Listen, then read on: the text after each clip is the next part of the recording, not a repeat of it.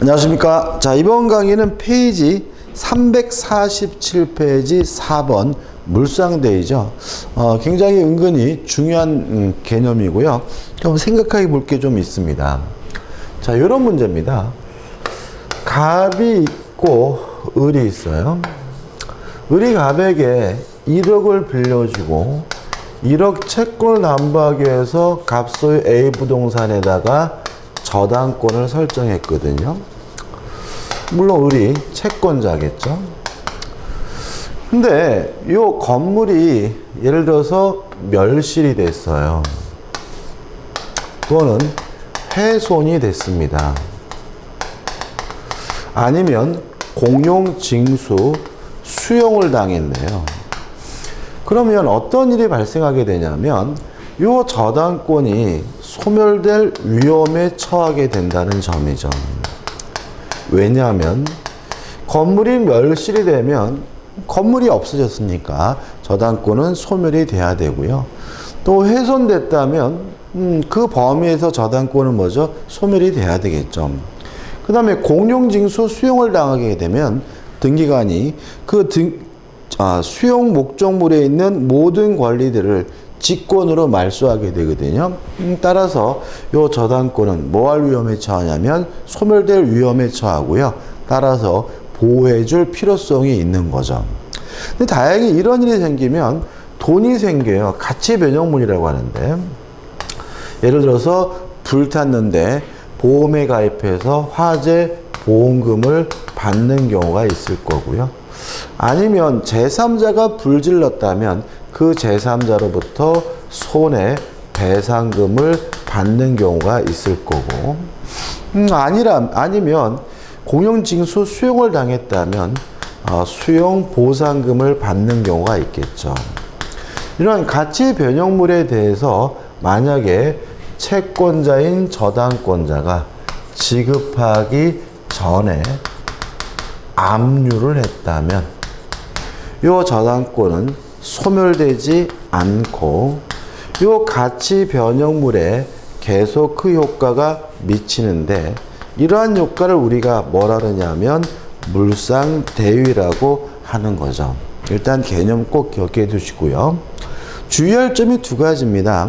첫째는 저당권이 소멸될 위험에 처한 경우에 물상대위가 인정된다는 거예요. 따라서 아무리 돈이 생겼다 하더라도 저당권이 소멸될 위험이 없다면 물상대위는 인정되지 않습니다. 가장 대표적인 것이 매매대금입니다. 갑이 이 건물을요, 병한테 팔았어요. 팔고 병으로부터 뭘 받게 됐냐면 매매대금을 받게 됐단 말이죠. 다 아시다시피 매매가 되더라도 저당 목적물이 팔린다고 해서 저당권은 뭐 되잖아요? 소멸되지 않습니다. 오히려 요 건물을 산 이 사람이 문제인 것이지 저당권자가 문제인 건 아닌 거죠. 따라서 요 매매 대금에 대해서는 물상대위가 뭐 되지 않습니까? 인정되지 않습니다. 왜냐하면 매매가 되더라도 저당권은 소멸될 위험이 없으니까. 이게 첫 번째 주의할 점이고요. 두 번째 주의할 점은 지급 전에 압류를 해야 되는데 이 압류를 꼭 채권자인 저당권자가 해야 되느냐, 이 문제에 대해서 우리 판례는 꼭 그럴 필요는 없다. 누가 압류를 하더라도 압류만 됐다면 상관이 없다는 입장입니다. 따라서 저당권자가 압류를 하든 제3자가 압류를 하든 일반 채권자가 압류를 하든 지급 전에 뭐만 이루어졌다면요? 압류만 이루어졌다면 물상대위가 인정된다는 것이 우리 판례 입장이라는 거 꼭 기억해 두시기 바라고요. 이게 뭐죠? 전부입니다. 따라서 판례까지 제가 다 설명드린 거고요. 이 정도만 정확하게 숙지하시고 이해하시면 되겠죠. 넘겨보시면 작년도 시험 문제가 나와 있어요. 저당권의 물상대에 관한 설명으로 옳은 것은 348페이지죠. 1번 대여할 물건이 제3자에 의하여 압류된 경우에는 물상대위성이 없다. X. 답은 뭐죠? 1번은 뭐죠? 답이 아니죠. 그죠? 다시 말씀드리면 저당권자가 압류를 하든 일반 채권자가 압류를 하든 제3자가 압류하든 상관이 없다. 2번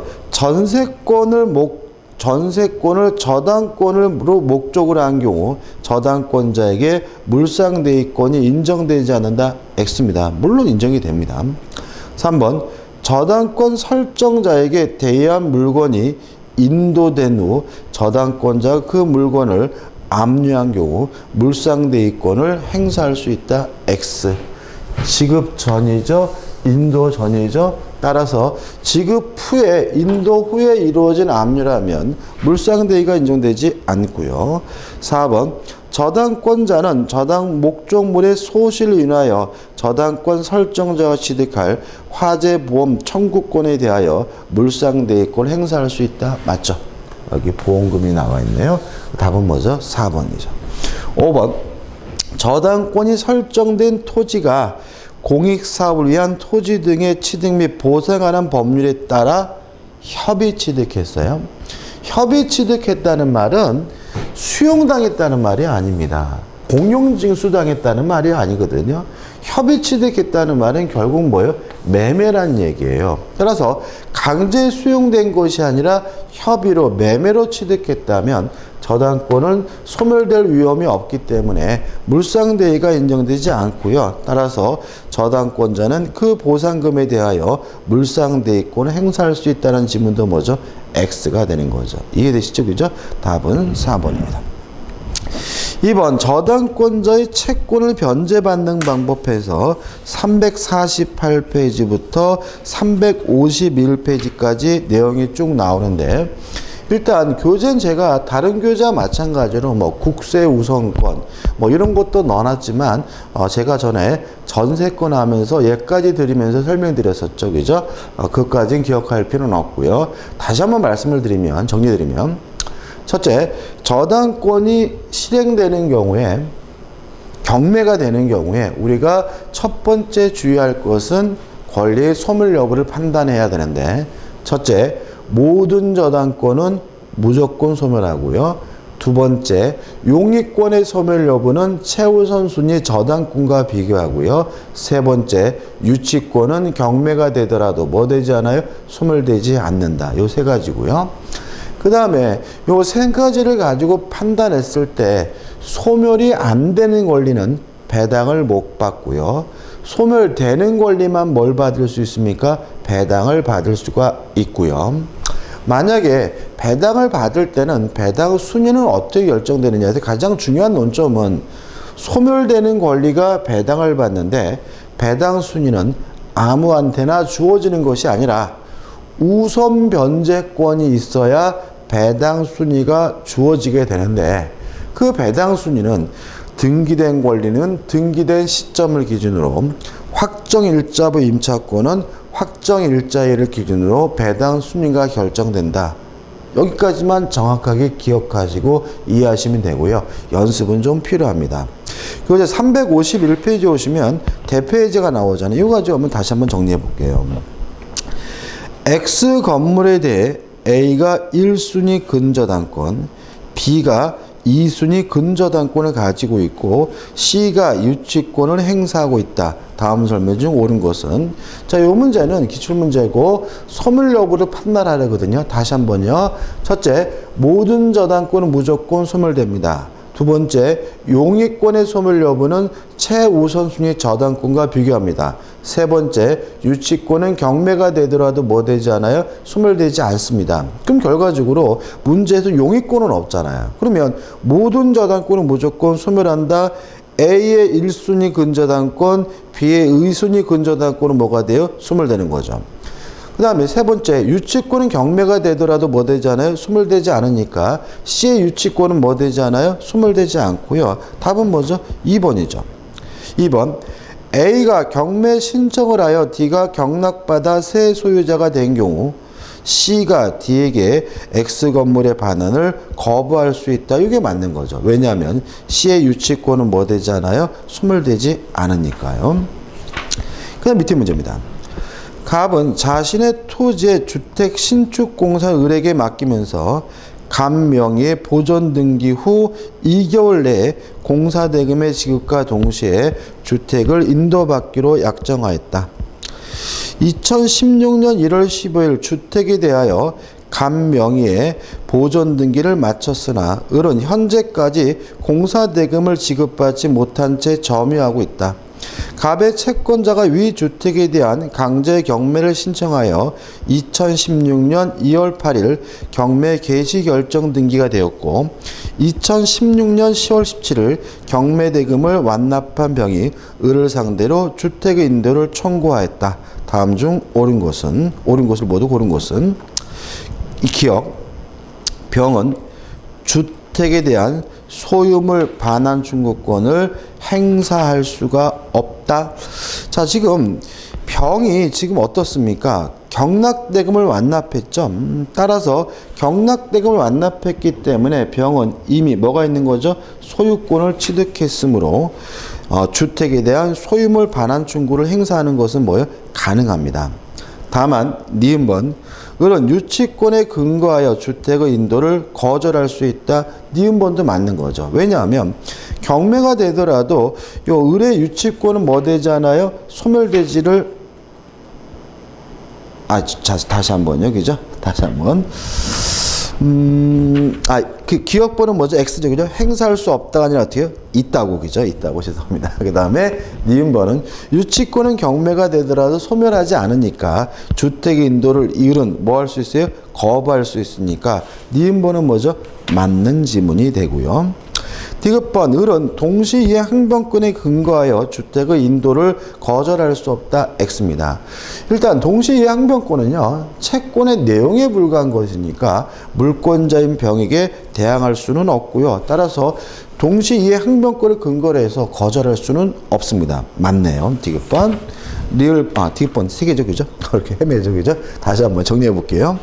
문제 굉장히 복잡하지만 굉장히 단순한 문제죠. 첫째, 경락인은 언제 소유권을 갖습니까? 경락대금을 완납하는 순간 소유권이니까 경락인 병은 소유권을 이유로 반환 청구하는 것이 가능하기 때문에 기획번은 뭐죠? X고 니은번 경매가 되더라도 유치권은 뭐예요? 소멸하지 않기 때문에 유치권을 근거로 해서 을은 인도를 뭐 할 수 있어요? 거절할 수가 있는 거고요. 다만 동시이해 항변권은 물권이 아니라 채권의 내용에 불과한 것이니까 병에게 소유자에게 대항할 수는 없기 때문에 디귿번도 뭐죠? 맞는 지문이고 따라 답은 뭐죠? 5번이 되는 거죠. 작년도 시험 문제네요. 그 다음 넘겨보시면 이제 뭐가 나오냐면 법정지상권이 나오고 있습니다. 일단 법정지상권을 이제 마무리하게 되는데 여러분들이 이제 우리가 지상권 들어와 가지고 관습상의 법정지상권이니 뭐 그냥 법정지상권이 하면서 항상 제가 강조했던 건 뭐냐면 이런 거죠. 건물이 존재하고 있고요. 그리고 건물의 소유자하고 토지 소유자가 일단은 뭐죠? 같고요. 이것이 일정한 사유로 건물의 소유자하고 토지 소유자가 달라지게 되면 건물의 소유자는 법정 지상권을 취득하기 때문에 건물을 뭐 할 필요 없죠? 철거할 필요가 없다. 이게 가장 큰 틀이고 가장 중요한 핵심이라는 거죠. 그래서 관습법상 법정지상권에서는 매매 기타 사유로 달라진 경우를 공부한 거고요. 또 전세권에서는 전세권이 설정된 후에 달라진 경우를 공부한 거예요. 오늘은 뭐냐면 저당권 실행으로 달라진 거거든요. 그러면 이렇게 되는 거죠. 건물이 존재하고 건물과 토지 소유자가 같았는데 저당권의 실행으로 토지와 건물의 소유자가 달라지게 되면 뭐가요? 법정지상권이 발생한다는 얘기거든요. 여기서 주의할 것은 딱 하나입니다. 언제 건물이 있어야 되고 언제 건물과 토지 소유자가 같아야 되느냐? 저당권 설정 신고죠. 그럼 다 한 겁니다. 저당권 설정할 때 뭐가 있습니까? 건물이 있고요. 또 저당권 설정할 때 건물과 토지 소유자가 같았는데 이것이 저당권의 실행으로 토지와 건물의 소유자가 달라지면 뭐가 발생합니까? 법정지상권이 발생한다. 이게 전문거예요.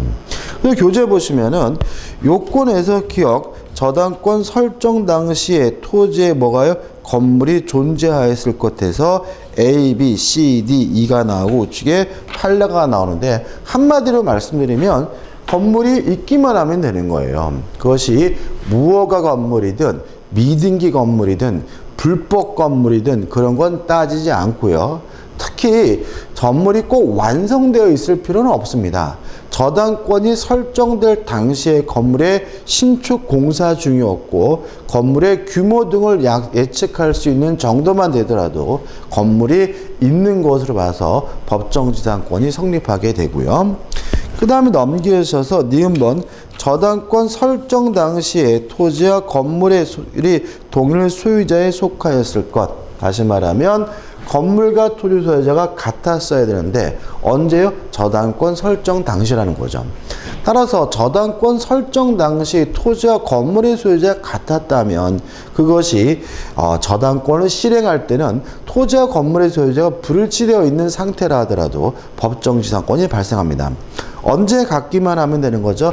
저당권 설정 당시에 토지와 건물의 소유자가 같았기만 하면 되는 거죠. 그 다음 우측에 디귿번 토지와 건물 어느 한쪽이나 양쪽 위에 저당권이 설정되어 있고 리을번 경매로 저당권의 실행으로 토지와 건물의 소유자가 달라질 것 이렇게 되고요. 성립은 법률 규정에 의한 지상권이니까 뭐 할 필요 없죠? 등기할 필요가 없고 내용은 일반 지상권과 같다고 생각하시고 접근하시면 되는 거죠. 제가 판례들을 좀 뛰어넘었는데 한번 읽어보실 필요는 있지만 판례 중에서 여러분들이 따로 숙지, 암기해야 될 판례가 있어요. 이거는 이해하기보다는 외우는 것이 문제 풀기 더 편합니다. 그래서 외워야 될 판례가 몇 개냐면 2개예요. 반드시 외우세요. 그죠? 자, 2가지입니다. 첫째, 토지와 건물이 함께 매매된 경우 이런 말이 나오게 돼요. 함께 매매된 경우에는 관습법상의 법정지상권도 저당권 실행에 의한 법정지상권도 발생하지 않는다. 이렇게 외우시는 게 좋습니다. 이유까지도 제가 강의할 때 가끔 설명드리긴 했는데 설명드리면 더 어려워하시고요. 문제 풀 때 시간도 많이 걸리더라고요. 그래서 이거는 외우는 겁니다. 토지와 건물이 함께 매매된 경우는 관습법상 법정지상권도 성립되지 않고요. 저당권 실행에 의한 법정지상권 성립되지 않는다. 꼭 외워두시기 바라고. 그 다음에 2번째 외워야 될 것은 뭐냐 하면 원래 법정지상권은 토지에 대한 권리죠. 따라서 건물이 철거된다 하더라도 지상권이 소멸되는 것도 아니고요. 또 건물이 철거됐다 하더라도 지상권이 발생하지 않는 것은 아닙니다. 따라서 저당권 설정할 때 건물이 있었다면 건물이 철거가 돼서 실행할 때는 건물이 없었다 하더라도 뭐가 발생하는 거냐면 법정 지상권이 발생해야 되는 거예요. 따라서 건물이 철거되더라도 법정 지상권이 뭐합니까? 발생합니다. 언제 있었다면요? 저당권 설정 시에 있었다면. 이게 원칙인 거죠. 다만 예외로서 이 판례는 또 외워두시는 게 좋아요. 건물과 토지에 공동 저당권이 설정이 됐고요. 건물이 철거되고 새롭게 신축한 경우는 법정지상권이 발생하지 않는다. 기억해 두시고 이 공동 저당이기 때문에 그렇습니다. 다시 한번요. 토지와 건물에 공동 저당이 설정된 후 건물이 철거되고 신축된 경우에는 법정지상권이 발생하지 않는다. 이 2가지는 외우시는 게 좋습니다. 그럼 정리해 볼게요. 저당권 설정할 당시 건물이 있어야 합니다. 무허가든 미등기든 따지지 않고요. 또 건물이 완성되어 있을 필요도 없고요. 또 설정 당시에 건물이 있었다면 나중에 철거되더라도 상관은 없습니다. 또 건물과 토지 소유자가 같아야 됩니다. 언제요? 저당권 설정 시. 따라서 저당권 설정 시 토지와 건물의 소유자가 같았다면 경매할 때, 실행할 때 다르더라도 뭐가요? 법정지상권이 발생하게 되고요. 이런 상태에서 저당권의 실행으로 토지와 건물의 소유자가 달라지면 법정지상권이 발생하고요. 건물은 철거할 필요가 없습니다. 다만 판례로서 따로 기억해야 될 것은 두 가지입니다. 첫째, 토지와 건물이 함께 매매된 경우에는 어떻게 해요? 함께 팔린 경우는 중간 과정이 아무리 복잡하더라도 법정지상권 발생하지 않고요. 또 건물과 토지에 공동 저당권이 설정되고 건물이 철거되고 신축된 경우에는 법정지상권이 발생하지 않는다는 두 가지 판례는 암기하시는 것이 문제 풀 때 편합니다. 자, 356페이지 오시면 문제가 나와 있죠. 한번 풀어볼게요. 다음 중 갑이 건물을 철거를 거절할 수 없는 경우는, 그럼 거절할 수 없다는 말은 법정지상권이 성립되지 않는 경우를 찾으란 얘기죠. 1번, 갑 소유 토지에 저당권이 설정된 후 갑이 건물을 축조했어요. 그러면 저당권 설정 당시 뭐가 없었어요?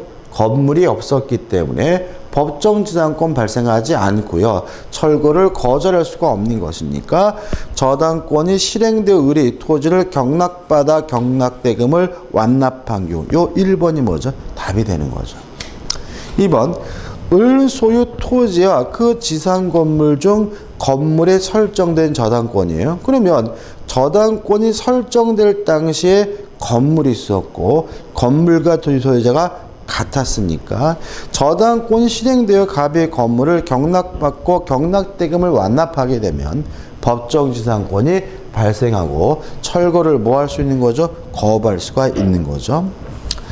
3번, 갑의 소유 토지와 그 지상 건물 중 건물의 전세권이 설정된 후, 그럼 이것도 전세권 설정 당시에 건물이 있었고 건물과 토지 소유자가 같았으니까 을이 토지를 매수하고 이전 등기를 함으로써 토지와 건물의 소유자가 달라진 경우에도 법정지상권 발생하게 되고요.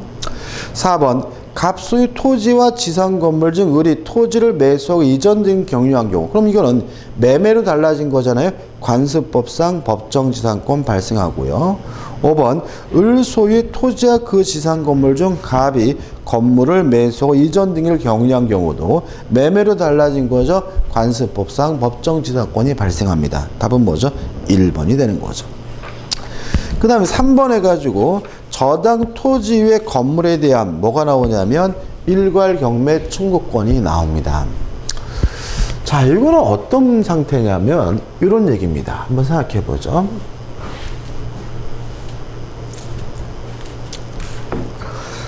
나대지입니다. 빈 땅이라는 얘기죠. 건물이 없어요. 나대진 상태에서 을 앞으로 토지에 대한 저당권이 설정이 됐고요. 그러고 나서 갑이 요 토지의 건물을 뭐 했냐면 신축을 했어요. 제가 지금 1, 2는 뭐죠? 순서입니다. 그죠? 근데 갑이 돈을 안 갚으면 을은 토지 저당권자니까 토지를 뭐 할 수 있겠어요? 경매할 수 있겠죠. 그래서 병이 경락을 받았어요. 그럼 건물은 아직도 갑의 것인데 문제는 갑에게 법정지상권이 발생하지 않겠죠. 왜냐하면 저당권이 설정되고 나서 건물이 신축됐으니까 저당권 설정 당시에는 뭐가 없어요? 건물이 없잖아요. 그죠? 이해되시죠? 그죠? 따라서 이 건물은 뭐 하게 되냐면 철거당하게 됩니다. 근데 이렇게 되면은 채무자인 갑에게도 굉장히 피해가 많고요. 토지 저당권자도 그렇게 큰 도움이 되지 않고 오히려 손해가 발생하게 됩니다. 그래서 꼭 토지만 경매되느냐? 이 문제에 대해서 우리 판례는, 우리 민법은 꼭 토지만 경매되는 건 아니고 이때는 토지, 건물을 한꺼번에 싹 경매에 넣을 수도 있는데 이걸 우리가 뭐라 하냐면 일괄 경매 청구권 또는 뭐죠? 일괄 경매권이라고 합니다. 그럼 요건은 나대지의 저당권이 설정되고 나서 건물이 뭐죠? 신축된 경우고요. 주의할 점은 두 가지입니다. 첫째는 토지만 경매할지 토지와 건물을 일괄 경매할지 토지 저당권자가 자유롭게 선택하는 것이 가능하다는 점. 다시 말하면 채무자인 갑이 아무리 일괄 경매하는 것이 유리하다 하더라도 일괄 경매해 줄 것을 요구할 수 없다는 점 주의하셔야 되고요. 그 다음에 두 번째 주의할 점은 뭐냐 하면 일괄 경매가 인정이 되려면 반드시 저당권 설정자가 건물을 소유하고 있어야 돼요. 왜냐하면 남의 건물을 일괄 경매할 수는 없는 거죠. 따라서 만약에 정이라는 사람이 신축한 건물이어서 정이 그 건물을 소유하고 있다면 이때는 일괄 경매를 할 수는 없는 겁니다. 그렇지만 저당권 설정자 소유이면 되기 때문에 정이 신축한 건물이라 하더라도 나중에 갑이 그 건물의 소유권을 취득하게 됐다면 일괄 경매는 뭐예요? 가능한 거예요. 자, 두 가지 주의할 점입니다. 첫째, 일괄 경매할지 토지만 경매할지 누구 마음이죠? 저당권자 마음이다.